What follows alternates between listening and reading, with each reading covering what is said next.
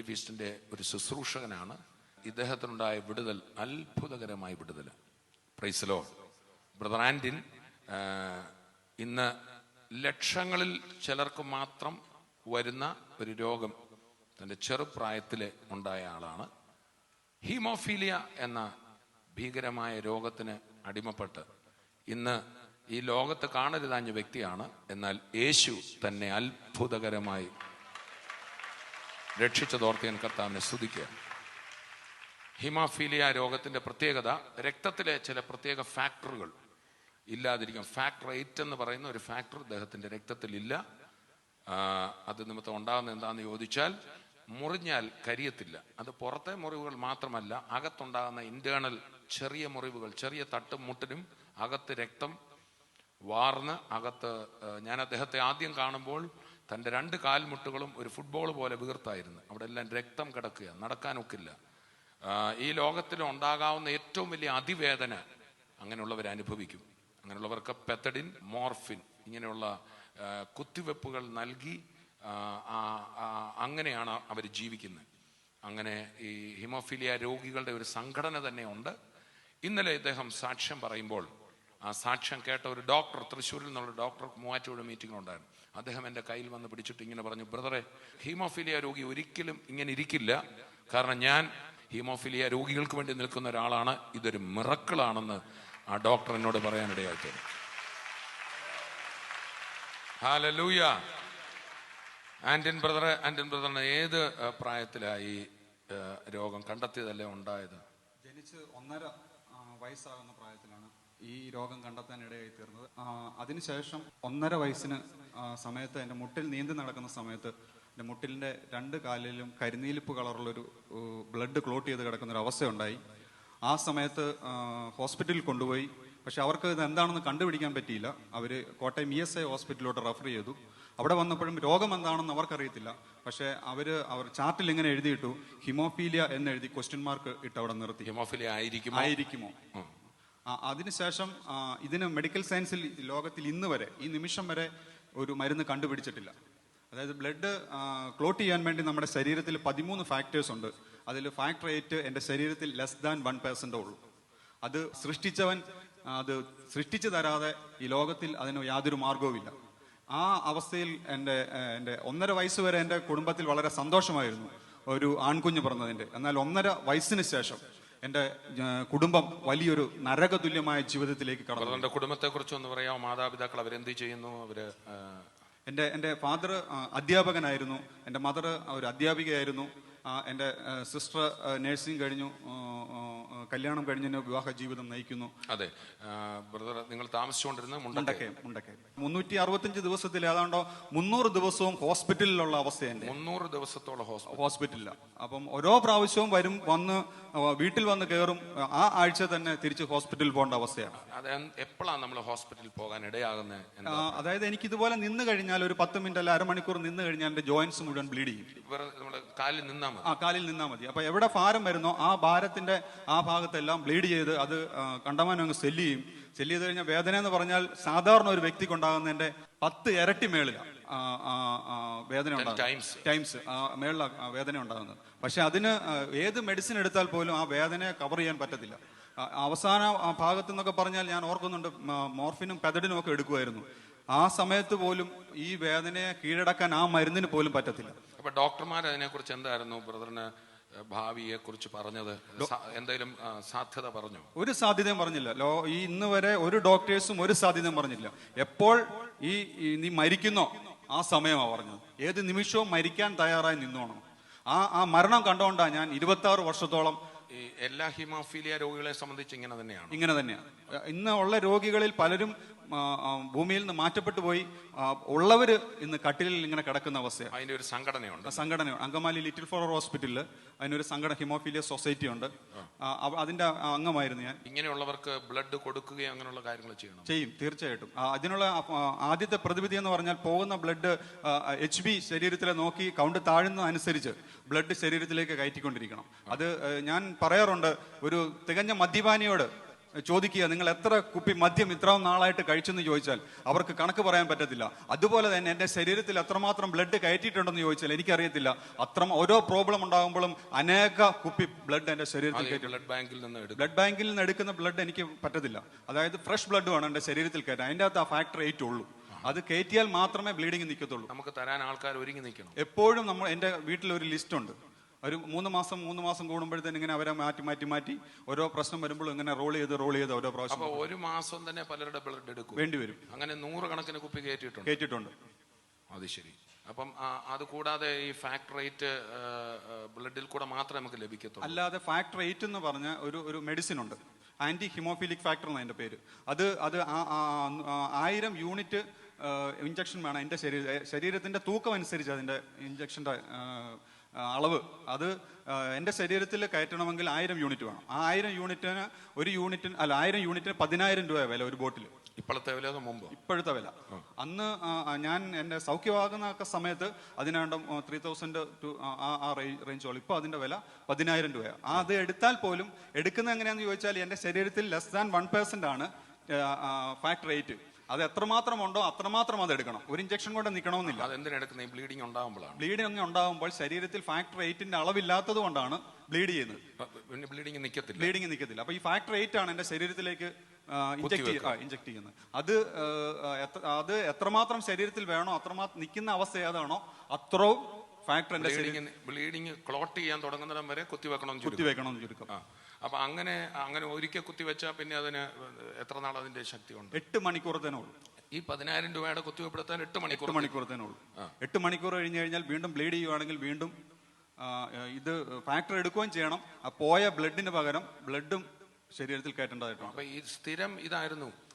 ഈ 1974 ജനിച്ചു.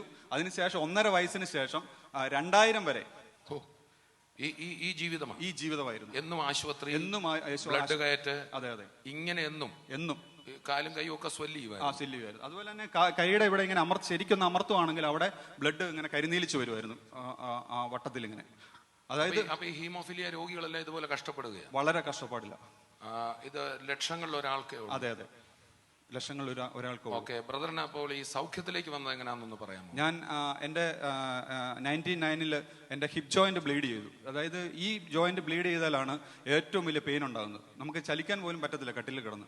ആ സമയത്ത് ഡോക്ടർ എനിക്ക് മോർഫിൻ ഇഞ്ചക്ഷൻ തന്നതിന് ശേഷം പറഞ്ഞു, ആന്റിനെ നീ കട്ടിലിൽ നിന്ന് എഴുന്നേറ്റ് പോകരുത്, നീ ചിലപ്പോൾ ബോധരഹിതനായി താഴെ വീഴുമെന്ന് പറഞ്ഞു. പക്ഷേ നാളുകളായിട്ട് മോർഫിനും പെതഡിനും എനിക്ക് എടുത്തുകൊണ്ട് ഞാനൊരു അഡിക്റ്റ് ആയിരുന്നു.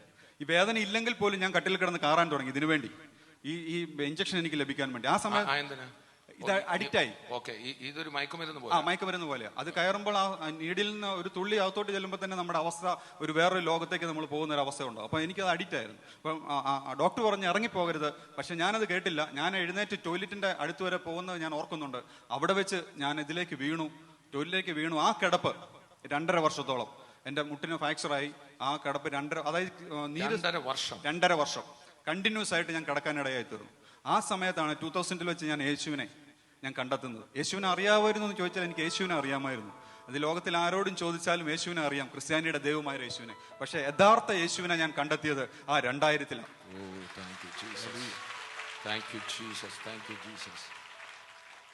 ആ മരണ കിടക്കയിൽ കിടന്നുകൊണ്ട് എനിക്ക് അന്നൊരു കണക്കുകൂട്ടലുണ്ടായിരുന്നു. ഏതായാലും ആന്റിന്റെ അവസ്ഥ ഈ പ്രാവശ്യത്തോടു കൂടി ഇവിടെ അവസാനിക്കുകയാണ്. അങ്ങനെ ഒരു ചിന്താഗതിയില്ല ഞാൻ ആ 2.5 വർഷത്തോളം കിടന്നു. പക്ഷെ അതിന്റെ മധ്യത്തിൽ വെച്ച് ഞാൻ യേശുവിനെ കണ്ടെത്തി. അന്നേരം ഒരു വചനം കേൾക്കാൻ ഇടയായി തീർന്നു. അടിപ്പിണരുകളാൽ നിങ്ങൾക്ക് രോഗസൗഖ്യം വന്നു കഴിഞ്ഞിരിക്കുന്നു. അത്രയും നാളും പലരും എൻ്റെ അടുത്ത് വന്നിട്ടുണ്ട്. പല ബ്രദർമാരും പല പാസ്റ്റേഴ്സും എല്ലാം എൻ്റെ അടുത്ത് വന്ന് പറഞ്ഞു, നിനക്ക് സൗഖ്യം വരുമെന്ന് എന്നോട് പറഞ്ഞത്. ഞാൻ വരുന്നത് നോക്കിയ നാളുകൾ ഞാൻ കട്ടിലിൽ കിടന്നു. പക്ഷെ അന്ന് കേട്ട വചനം ഒരു പ്രത്യേകത ഉണ്ടായിരുന്നു, നിനക്കത് വന്ന് കഴിഞ്ഞിരിക്കുന്നു. ഈ രോഗമായിരിക്കുമ്പോൾ തന്നെ ഞാൻ വന്ന് കഴിഞ്ഞിരിക്കുന്നു എന്ന് കേട്ടത് ആ അവസ്ഥയാ. മരണത്തെ തന്നെ മുഖാമുഖം ഞാൻ കാണുന്നത്. പക്ഷെ കേട്ട വചനം ഇങ്ങനെയാണ്. ആ വചനത്തിൽ നിന്ന് ഞാൻ എന്ത് സംഭവം, ഞാനത് വിശ്വാസത്തോടെ ഞാൻ ഏറ്റെടുത്ത വചനം. ഞാൻ എൻ്റെ മുന്നിൽ നിന്നവരോട്, ഞാൻ എൻ്റെ സ്വന്തക്കാരോട് എല്ലാവരോടും ഞാൻ പറയാൻ തുടങ്ങി, എൻ്റെ യേശു എന്നെ സൗഖ്യമാക്കിയെന്ന്.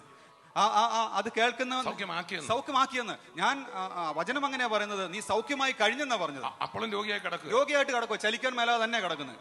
ഓക്കെ, അത് ഇങ്ങനെ ഒരു ചിന്താഗതി കിട്ടാൻ ഈ ദൈവവചനത്തിന്റെ ഒരു പോസിറ്റീവായിട്ടുള്ള തങ്കു ബ്രദറിന്റെ നമ്മുടെ ഫാമിലി ഫീസ്റ്റിൽ ആദ്യമായിട്ടൊരു കാസറ്റ് നമ്മൾ ഇറക്കി.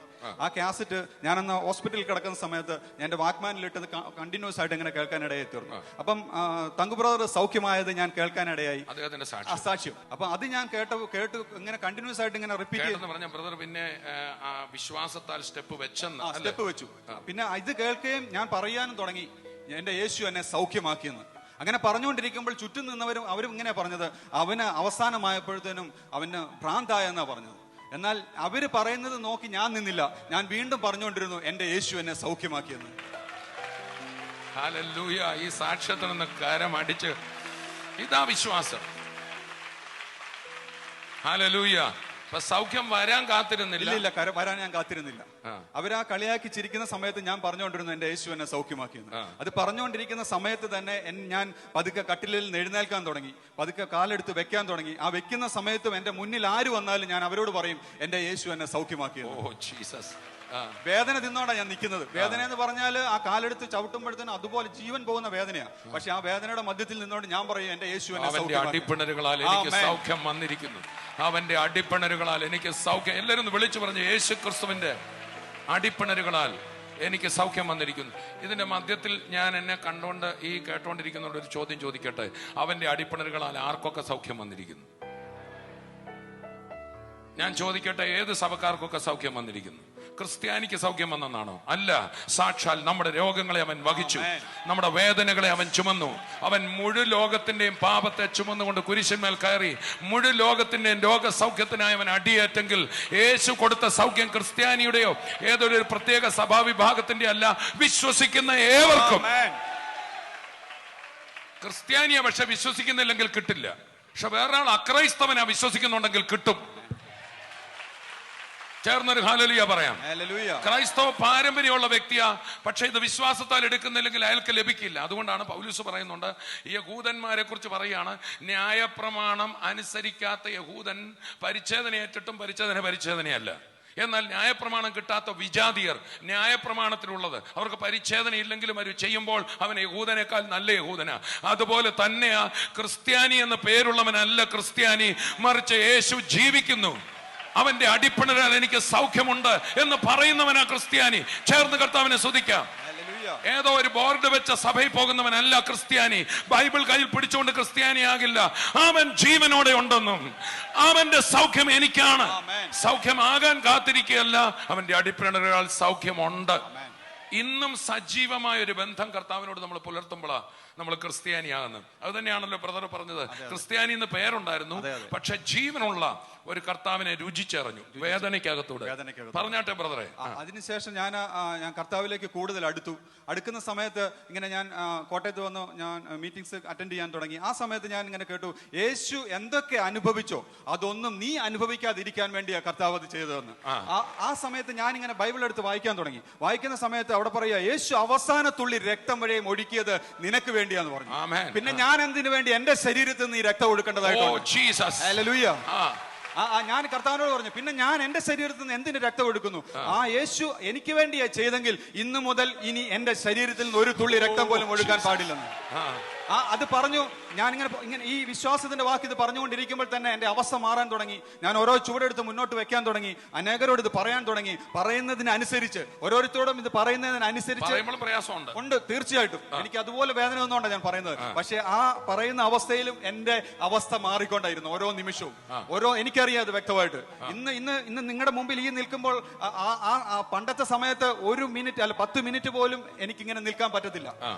നിന്നിട്ടുണ്ടെങ്കിൽ കുറഞ്ഞത് 2 മാസം ഞാൻ കട്ടിലല്ലായിരിക്കും. സ്തോത്രം. ഒരു കാര്യം പറയട്ടെ, കോട്ടയത്ത് നിന്ന് എന്റെ കൂടെ വണ്ടി ഓടിച്ചുകൊണ്ട് ഇദ്ദേഹം വന്ന് ഈ ആലുവ വരെ. ഒരു ഹീമോഫീലിയ രോഗിയും വണ്ടി ഓടിക്കില്ല. സ്തോത്രം. ഇദ്ദേഹം പറഞ്ഞു, ഞാൻ ഇടയ്ക്കിടയ്ക്ക് ചോദിക്കുന്നുണ്ട്, ബ്രദറെ ഓടിക്കാം. എന്റെ ബ്രദറെ, ഇവിടോ ഞാൻ കിലോമീറ്ററുകളായി ഓടിക്കുന്നത്, എന്റെ ശരീരത്തിൽ രോഗമില്ല എന്ന് പറഞ്ഞ് എന്നെ ബലപ്പെടുത്തിക്കൊണ്ടിരിക്കുക. ഒന്ന് പറഞ്ഞാട്ടെ ബ്രദറെ. അതിനുശേഷം ഞാൻ പറഞ്ഞുകൊണ്ടിരുന്നു. അതിനുശേഷം എന്റെ ശരീരം പല ഷേവ് ചെയ്യുമ്പോഴൊക്കെ മുറിയാറുണ്ട്. പക്ഷെ അവിടെ നിന്നൊന്നും ബ്ലഡ് സാധാരണ ഒരാൾക്ക് വരുന്ന ആ രീതിയിൽ ബ്ലഡ് വന്ന് അവിടെ നിന്ന് ക്ലോട്ടായി പോകത്തുള്ളായിരുന്നു. ആ അവസ്ഥയിലേക്ക് കർത്താവ് മാറ്റി. എന്നിട്ടും ഞാൻ അവിടുന്ന് വീണ്ടും ഓരോരുത്തരോട് പറയാൻ തുടങ്ങി. ആ പറയുന്ന അവസ്ഥ മുന്നോട്ട് പോകും തോറും എൻ്റെ കാലും കൈകളും ഒക്കെ ബലപ്പെടാൻ തുടങ്ങി. ഞാൻ പൂർണ്ണ സൗഖ്യത്തിലേക്ക് ഞാൻ കടന്നു വന്നു. പല പ്രാവശ്യവും എൻ്റെ ദേശക്കാർ ഞാൻ ഹോസ്പിറ്റലിൽ പോകുമ്പോൾ തിരിച്ചു വരുമെന്നുള്ള യാതൊരു ഗ്യാരണ്ടിയും ഇല്ല. കാരണം 26 വർഷമായിട്ട് കല്ലറ ഒരുക്കി തന്നെ ഞാൻ കാത്തിരുന്നത്. ഞാൻ കണ്ടോണ്ടിരുന്നതും ആ കല്ലറ മാത്രമോ. പക്ഷെ 2000 ഞാൻ കണ്ടെത്തിയത് കല്ലറകളെ ഭേദിച്ച യേശുവിനെയാ. അതുകൊണ്ട് ഞാൻ മരിക്കത്തില്ലെന്നുള്ള ബോധ്യം എന്റെ ജീവിതത്തിലുണ്ടായി. ആമേൻ. ഞാൻ ആ കല്ലറ കണ്ടു. പക്ഷെ കല്ലറയിൽ ഉയർത്തെഴുന്നേറ്റവനെ ഞാൻ 2000 കണ്ടെത്തിയത്. അതുവരെ കല്ലറയിൽ പോയവനെ കണ്ടത്. ഞാനും കല്ലറ നോക്കിയിരിക്കുകയായിരുന്നു, എന്നാ എന്റെ കല്ലറ ഒരുങ്ങുന്നതെന്ന് നോക്കി. പക്ഷെ അന്ന് കണ്ടെത്തിയ യേശു ആ കല്ലറയിൽ നിന്ന് തന്നെ അത് ഭേദിച്ച് വെളിയിൽ കൊണ്ടുവന്നു. എനിക്കിനി മരണമില്ലെന്നുള്ളൊരു ബോധ്യമുണ്ടായി. ഞാൻ വിളിച്ചു പറയാൻ തുടങ്ങി, ഇല്ല, ഞാൻ ഇനി മരിക്കത്തില്ല. എന്റെ ആയുഷ്കാലം ഒക്കെയും എന്റെ യേശുവിനെ ഞാൻ പ്രകീർത്തിക്കുമെന്ന്. മരിക്കയില്ല, ഞാൻ ജീവനോടിരിക്കും, കർത്താവിന്റെ പ്രവർത്തികളെ വർണ്ണിക്കും. ഞാൻ മരിക്കയില്ല, ഞാൻ ജീവനോടിരുന്ന് കർത്താവിന്റെ പ്രവർത്തികളെ വർണ്ണിക്കും. ഈ കൂടെ പറയാൻ ഇഷ്ടമുള്ളവരൊക്കെ ഒന്ന് വിളിച്ചു പറഞ്ഞു, ഞാൻ മരിക്കയില്ല, ഞാൻ ജീവനോടിരുന്ന് കർത്താവിന്റെ പ്രവർത്തികളെ വർണ്ണിക്കും. ഞാൻ മരിക്കയില്ല, ഞാൻ ജീവനോടിരുന്ന് കർത്താവിന്റെ പ്രവർത്തികളെ വർണ്ണിക്കും. ഇപ്പൊ ആലുവായിൽ നിന്ന് വർണ്ണിക്കാൻ ഇവിടെയാക്കിയോ ഇല്ലയോ?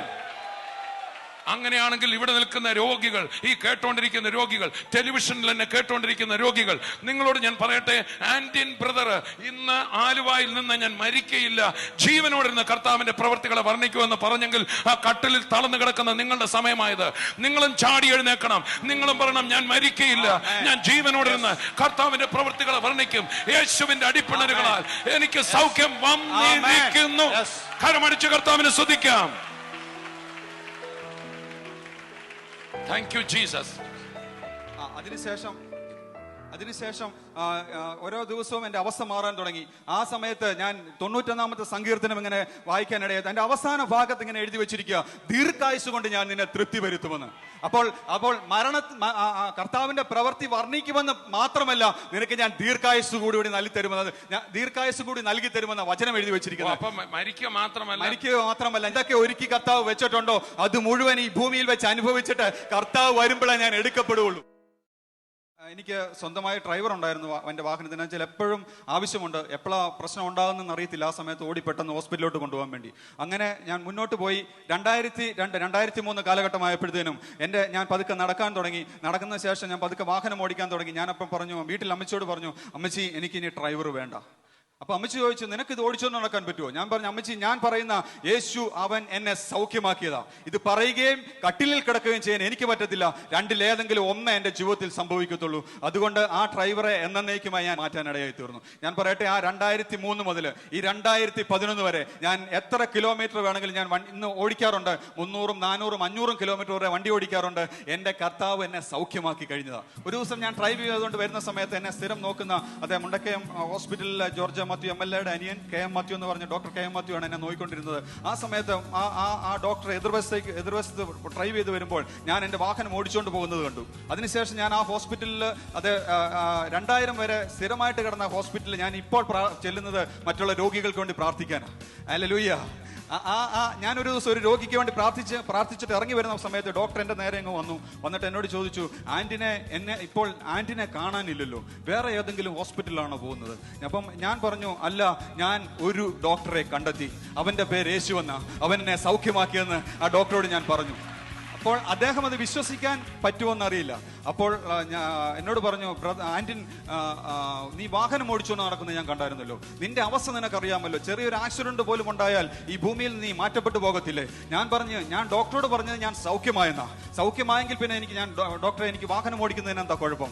അതുകൊണ്ട് ആ ഡോക്ടർ അത് അംഗീകരിക്കാൻ തയ്യാറായില്ല. പക്ഷെ ഞാൻ ഡോക്ടറോട് പറഞ്ഞു, യേശു സൗഖ്യമാക്കുന്ന ദൈവമാണ്. ഓരോ പ്രാവശ്യവും അങ്ങനെ പറഞ്ഞുകൊണ്ടിരുന്നു. ആ അബ്രഹാം പിതാവിന് 100 വർഷം വരെ അത് കാത്തു കഴിക്കേണ്ടി വന്നു. പക്ഷെ നമ്മൾ മക്കളാണെന്നുള്ള ബോധ്യം എനിക്കുണ്ടായിരുന്നു. അതുകൊണ്ട് യേശുവിനോട് പറഞ്ഞു, എനിക്കിങ്ങനെ കിടക്കാനൊന്നും എനിക്ക് പറ്റത്തില്ല, സൗഖ്യമായെന്നാ ഞാൻ പറഞ്ഞത്. ഇനി കട്ടിലിൽ കിടന്നാൽ എനിക്കല്ല എന്റെ പേര് പോകുന്നത്, എന്റെ യേശുവിന്റെ പേരാ പോകുന്നത്. അതിനുശേഷം ഞാൻ അടുത്തതായിട്ട് പോയത് പാമ്പനാർ എന്ന സ്ഥലത്താണ്. അവിടെ ഹൈറേഞ്ച് ശുശ്രൂഷയ്ക്ക് വേണ്ടി അവിടെ ഒരു 5 പേരുമായിട്ട് ചെറിയൊരു മീറ്റിംഗ് സ്റ്റാർട്ട് ചെയ്തു. അതുകൊണ്ട് 300 പേർക്ക് മേളിലായിട്ട് ഒറ്റ മാസം കൊണ്ട് അത് വർദ്ധിക്കാൻ ഇടയായി തീർന്നു. അവിടെയും ഈ ഹൗസ് വിസിറ്റിംഗ് ചെയ്യുന്നത് വലിയ മലവഴി കയറിയ. അതിനുശേഷം അവിടുന്ന് വീണ്ടും എന്നെ അയച്ചത് കുമളിയിലേക്ക്. കുമളിയിൽ ഞാൻ കഴിഞ്ഞ ദിവസം ബ്രദറുമായിട്ട് മിനിങ്ങാന്ന് രാത്രി ഷെയർ ചെയ്തപ്പോൾ ഞാൻ പറയുകയായിരുന്നു, ഒരു മല, അവിടെ അതിന്റെ ആ മലയുടെ മുകളിൽ നിന്ന് വീട്ടുകാർ കുമളി ചർച്ചിൽ വരുമായിരുന്നു. അവരുടെ വീട്ടിൽ ആരും ഇതുവരെ അത്രയും മുകളിൽ കയറേണ്ടതുകൊണ്ട് ആരും ഹൗസ് വിസിറ്റ് ചെയ്തിട്ടില്ല. ഞാനവിടെ പോയി അന്ന് സഭയുടെ ചാർജ് എടുത്തതിന് ശേഷം ഇത് ലിസ്റ്റ് എല്ലാം നോക്കിക്കഴിഞ്ഞപ്പോൾ അവരിത് പറഞ്ഞു, ഈ 5 വീട്ടിൽ ഇതുവരെ ഞങ്ങൾ പോയിട്ടില്ലെന്ന്. എന്നാൽ ഞാൻ പറഞ്ഞു അവിടെ നമുക്ക് പോകണം. അപ്പോൾ ഞാൻ ചെന്ന് നോക്കുമ്പോൾ ഒരു നമുക്കിങ്ങനെ കാലിങ്ങനെ ചേർത്ത് വെക്കുന്ന ഈ വഴിയുടെ വലിപ്പമുള്ളൂ, അതിങ്ങനെ കുത്ത് കയറ്റോ കിടക്കുന്നത്. അതായത് ഈ നമ്മുടെ തൂമ്പായം കൊണ്ട് ഇങ്ങനെ മണ്ണ് വെട്ടി വെച്ചിരിക്കുക. ഓരോ സ്റ്റെപ്പ് അതേ ചവിട്ടി വേണം മേളോട്ട് കയറാൻ. കാല് തെന്നിയാൽ ആയിരക്കണക്കിന് അടി താഴോട്ടാണ് വന്ന് വീഴുന്നത്. അപ്പോൾ ഇവർ പറഞ്ഞത് എങ്ങനെ ബ്രദർ കയറും? ഞാൻ പറഞ്ഞു, എന്നെ ശക്തനാക്കുന്ന യേശു ക്രിസ്തു മുഖാന്തരം ഞാൻ സകലത്തിനും മതിയായവനാണ്. ആ വിശ്വാസത്തിന്റെ വാക്ക് പറഞ്ഞ് ഞാൻ ഓരോ ചൂടും മേളിൽ കയറി. ഞാൻ അങ്ങ് മുകളിൽ ചെന്നപ്പോൾ എന്റെ കൂട്ടത്തിൽ വന്ന പൂർണ്ണ സൗഖ്യത്തോടെ ആരോഗ്യത്തോടെ നടക്കുന്ന സഹോദരന്മാർ പകുതി വഴി പോലും ആയിട്ടില്ല. കർത്താവിന്റെ അത്ഭുതത്തിനായി നമുക്ക് കരമടിച്ച് കർത്താവിനെ സ്തുതിക്കാം. ഞാൻ അവിടുന്ന് ഏറ്റവും മുകളിൽ ചെന്നു. മുകളിൽ ചെന്നിട്ട് താഴോട്ട് നോക്കിയപ്പോഴത്തേനും ആ ഭീകരത എനിക്ക് മനസ്സിലായത്. 1000-1500 രൂപ താഴ്ചയാ ഞാൻ അവിടുന്ന് കയറി വന്നത്. ഇവിടെ എന്നോട് ചോദിച്ചു, ഇപ്പം ബ്രദറിന് യാതൊരു പ്രശ്നങ്ങളും ഒരു പ്രശ്നം ഈ 11 വർഷമായിട്ട് കർത്താവ് പൂർണ്ണമായിട്ട് സൗഖ്യം. ഇന്ന് വരെ ഞാൻ ഒരു ഹോസ്പിറ്റലിലും എനിക്ക് പോകേണ്ടതായിട്ട് വന്നിട്ടില്ല. ബ്ലീഡിംഗ് ഒന്നുമില്ല.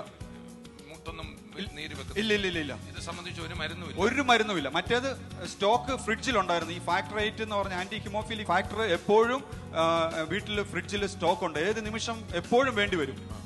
എപ്പോഴും സ്റ്റോക്ക് ഉണ്ടായിരുന്നു. ഇന്ന് ഈ 11 വർഷമായിട്ട് അങ്ങനെ ഒരു സംഭവം ഇല്ല, അങ്ങനെ ഒരു സാധനം വാങ്ങിച്ചിട്ടുമില്ല. ഹീമോഫിലിയ ഇല്ല. അത്ഭുത സൗഖ്യത്തിനായി കരമടിച്ച് നമുക്ക് കർത്താവിനെ സ്തുതിക്കാം. ബ്രദറെ, അപ്പം ബ്രദറെ എടുത്ത സൗഖ്യം വിശ്വാസത്താൽ അല്ലെ? വിശ്വാസം കണ്ടില്ലെങ്കിലും അത് ലഭിച്ചതായിട്ട് ഏറ്റെടുത്തു. അതെ. അതിനെ കുറിച്ച് ഇവരോടൊന്ന് പറയാം, ഒരു വാക്ക് ഒന്ന് പറഞ്ഞു. ഞാൻ തളർന്നു കിടന്ന അവസ്ഥയിൽ എല്ലാം നഷ്ടപ്പെട്ട് ശൂന്യമായ കിടന്നത്. റോമർക്കെഴുതിയ ലേഖനം 4-ാം അധ്യായത്തിൽ ഇങ്ങനെ പറയുന്നത്, ആശയ്ക്ക് വിരോധമായി ആശയോടെ അവൻ വിശ്വസിച്ചു എന്ന്. അതെ, എനിക്ക് ആശിക്കാൻ യാതൊരു മാർഗവുമില്ല.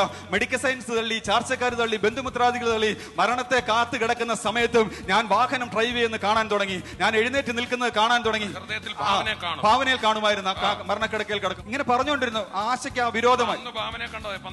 ആമേൻ. എന്നതാ കണ്ടോണ്ടിരിക്കുന്നത്. ഇന്ന് മൈക്ക് പിടിച്ച് ആലുവ പട്ടണത്തിന്റെ മധ്യത്തിൽ നിൽക്കുന്നുണ്ടെങ്കിൽ അന്ന് അത് കണ്ടതുകൊണ്ട് തന്നെ. ഹല്ലേലൂയ. ഇന്ന് നിങ്ങൾ കാണാൻ തയ്യാറാണെങ്കിൽ ഇന്ന് പകൽ നിങ്ങളുടെ ജീവിതത്തിൽ അത്ഭുതം നടക്കാൻ പോകുകയാണ്. തളർന്നു കിടക്കുന്ന വ്യക്തികളോടൊന്ന് സംസാരിച്ച ടിവിയിലൂടെ. ഇന്ന് തളർന്നു കിടക്കുന്ന വ്യക്തിയാണോ? ഇന്ന് തളർന്നു കിടക്കാൻ വേണ്ടി അല്ല കർത്താവ് വിളിച്ചത്. കർത്താവിന്റെ പദ്ധതി നിന്നെ സൗഖ്യമാക്കുവാൻ വേണ്ടി തന്നെയാണ്. ഹല്ലേലൂയ. ഇന്ന് നീ തളർന്ന് കിടക്കേണ്ടവനല്ല. കർത്താവ് അവൻ അവസാനത്തുള്ളി രക്തം വരെയും ഒഴുക്കിയത് നിങ്ങൾക്കും കൂടി വേണ്ടിയാ. ഹല്ലേലൂയ. എങ്കിൽ ഇന്ന് ഞാൻ പറയട്ടെ, ഇന്ന് ഈ സമയത്ത് തന്നെ നിന്റെ ജീവിതത്തിൽ സൗഖ്യം നടക്കുക, നിന്റെ ശരീരത്തിൽ സൗഖ്യം നടക്കുക, നിന്റെ ശരീരത്തിൽ ബലം ഉളവാകിയ ഇന്ന്